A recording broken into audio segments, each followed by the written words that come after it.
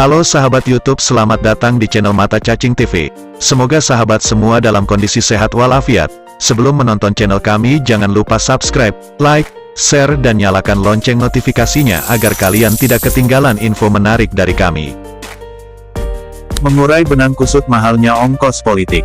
Apa solusinya? Dilansir dari Mata Politik, besarnya ongkos politik selain bisa memicu korupsi di kemudian hari, akhirnya membuat palagan legislatif atau pilkada lebih banyak dijejali dengan kandidat dari kalangan pengusaha. Setidaknya ada 3 sebab mengapa ongkos politik di Indonesia relatif mahal. Pertama, partai politik parpol membutuhkan dana untuk menjalankan tugas dan fungsinya, mulai pendidikan politik sampai seleksi kandidat. Kedua, dalam hal pencalonan kandidat, mereka harus keluar biaya sendiri, lantaran tidak selalu didukung oleh parpol. Ketiga, penyelenggaraan pemilu yang membutuhkan biaya tak kalah besar. Di negara lain, menurut catatan Polmark Indonesia, sebanyak 75% negara di dunia memberikan dana bantuan ke parpol di negara mereka masing-masing. Tujuannya, agar potensi korupsi bisa ditekan sedemikian rupa. Di Jerman, bantuan diberikan negara senilai 157 juta euro. Di Meksiko, pada 2012, dana bantuan parpol mencapai 387 juta dolar, angka ini mencukupi kira-kira 70% kebutuhan parpol. Sementara di Indonesia, kendati Presiden Joko Widodo telah menekan peraturan pemerintah nomor 1 tahun 2018 tentang bantuan keuangan kepada partai politik, namun angka itu menurut Perludem hanya mencukupi 1,3% dari total kebutuhan parpol. Aturan itu sendiri mengatrol dana bantuan untuk partai dari Rp108 per suara menjadi Rp1.000 per suara di tingkat Dewan Perwakilan Rakyat (DPR).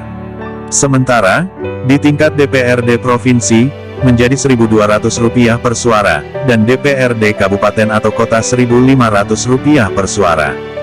Jika ditotal, anggaran parpol dari negara yang mulanya sebesar Rp13,5 miliar dalam setahun, meningkat sebesar Rp111 miliar. Dana tersebut sedianya dimaksudkan untuk pendidikan politik bagi anggota partai atau publik, di samping biaya operasional. Problemnya, mengamini Perludem, dana sekian miliar itu tak bisa mengakomodir seluruh kebutuhan belanja parpol. Dari hasil wawancara saya dengan Ketua DPP Gerindra, Habibur Rahman diketahui, pada 2014 silam, saat mendaftar sebagai caleg, ia menggelontorkan dana hingga Rp3 miliar. Suara yang ia kantongi hanya 30.000 orang, sehingga uang miliaran itu terbuang sia-sia. Itu dana pribadi saya, untuk sosialisasi dari kampung ke kampung, bikin kalender, itu yang resmi loh, tegasnya. Menyadari kekurangannya, pada Pileg 2019 ini ia sengaja mempersiapkan dana sekitar Rp6 miliar untuk maju kembali. Jika untuk Pileg saja dananya relatif besar, maka dana pilkada dan pilpres tentu lebih bombastis lagi. Sebagai ilustrasi, Perludem membeberkan biaya kampanye yang dilakukan oleh Aher dan Deddy Miswar pada 2013 lalu.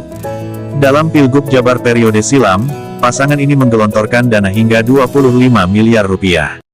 Itu baru untuk alokasi kampanye, belum termasuk pembuatan materi kampanye, biaya saksi yang total untuk satu TPS bisa mencapai Rp750.000 untuk masing-masing partai, logistik, dan ongkos serangan fajar, jika ada.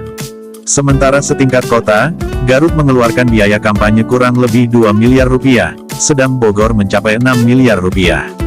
Terkait biaya kampanye, dalam UU Nomor 1 Tahun 2015 Junto UU Nomor 8 Tahun 2015 disebutkan, ada 7 metode kampanye, yakni pertemuan terbatas, pertemuan tatap muka dan dialog, debat publik, debat terbuka antar pasangan calon, penyebaran bahan kampanye kepada umum, pemasangan alat peraga, iklan media massa cetak dan media massa elektronik, dan atau kegiatan lain yang tidak melanggar larangan kampanye dan ketentuan peraturan perundang-undangan. Dari sekian banyak metode kampanye ini, tak semua dibiayai KPU dari dana yang berasal dari APBN. Pasangan calon hanya menanggung biaya kampanye dalam bentuk pertemuan dan dialog. Karena mahalnya ongkos inilah, akhirnya parpol putar otak untuk mengakali masalah pendanaan. Para caleg diminta menyetor mahar jika ingin mengantongi restu partai.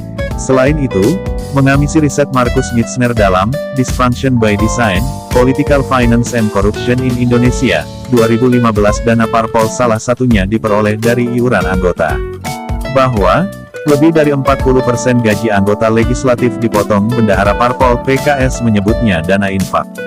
Berikutnya, dana lain juga wajib disetorkan untuk biaya pertemuan, kegiatan sosial, dan program pendidikan politik. Besarnya ongkos pribadi masing-masing caleg akhirnya membuat palagan legislatif lebih banyak dijejali dengan caleg dari kalangan pengusaha. Dalam wajah DPR dan DPD, 2010, sejumlah 54% anggota DPR periode tahun 2009 sampai tahun 2014 merupakan pengusaha. Tren ini tetap berjalan di DPR periode berikutnya. Lembaga Indonesia Corruption Watch mencatat 52,3% anggota DPR periode tahun 2014 sampai tahun 2019 adalah pengusaha, dan 25% berpotensi terjebak konflik kepentingan dengan jabatan yang mereka emban. Ini tampak dari sejumlah politikus yang diseret Komisi Anti Rasuah. Apa solusinya? Menurut saya ada beberapa alternatif solusi yang bisa diterapkan. Pertama, di level regulasi, harus ada aturan yang tegas yang menjelaskan tentang pendanaan parpol, sumber dan besaran, serta memberlakukan sistem kontrol yang bisa diawasi pula. Tidak seperti sekarang, ketika publik hanya bisa mengawasi sumber-sumber dana yang tercatat resmi saja. Padahal kutipan, invisible, barangkali punya jumlah yang jauh lebih banyak. Biasanya para rente misterius ini akan menggelontorkan dana dengan motif dan tujuan tertentu, seperti pengamanan dan penjaminan usaha mereka. Regulasi itu juga harus mengatur soal pengiritan biaya kampanye, semisal melarang sama sekali kampanye di frekuensi publik seperti televisi dan radio. Jadi, kampanye di frekuensi dan ruang publik berada di ranahnya KPU, bukan calon. Kedua, untuk menekan biaya politik mahal bisa ditempuh dengan mengubah sistem pemilu kita dari yang mulanya proporsional terbuka jadi proporsional tertutup. Sehingga, pemilih tak lagi mencontreng caleg yang disediakan parpol, tapi hanya memilih parpol. Menurut saya, sistem proporsional terbuka justru menghasilkan ekses berupa caleg berlomba-lomba mendapatkan suara sebanyak-banyaknya sebab mereka tak hanya bersaing dengan caleg dari parpol lain, melainkan juga bersaing dengan caleg dari sesama parpol. Lantaran persaingan itu pula, cuan untuk pasang iklan di media dan membayar konsultan politik oleh parpol dan para kandidat di pemilu, pilkada, dan pilpres juga meningkat. Karena daerah pemilihan, dapil, di Indonesia sudah terkelompok dalam unit yang lebih kecil, maka perubahan sistem pemilu sebagai alat rekayasa politik yang sah pun bisa ditempuh.